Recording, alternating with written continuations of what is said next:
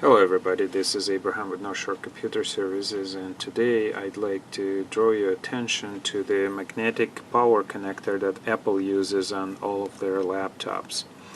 This particular laptop, this is a MacBook or MacBook Pro. It uses a slightly wider connector than a MacBook Air. This one was not working very well. The computer wasn't working very well. The battery wouldn't charge. The computer would work strangely, behave strangely. The light on here would sometimes turn red, green, and interestingly this whole connector here was getting quite warm. Couldn't figure that out. I thought maybe there was electronics in there that was getting warm. It took me some time to figure this one out. There was no problem with the computer, no problem with the motherboard, no problem with the connector. There isn't much electronics in there. What I found is right here. There is a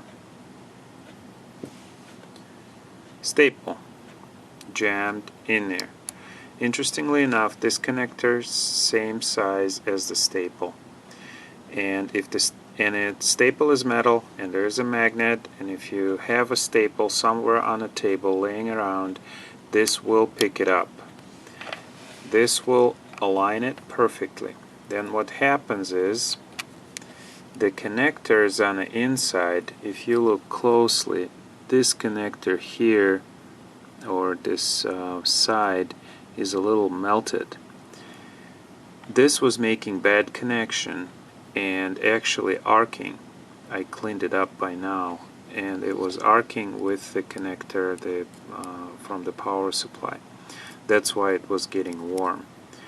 I didn't smell anything, wasn't arcing like a fire, but it was basically overheating due to bad connection. And I hope that Apple will somehow resolve this and put MacBook Air connectors on all of the MacBooks, because Airs will not take a staple. Now it will take shards of metal, so watch out guys, there may be a staple in your magnetic connector. That's all for now. Have a good day.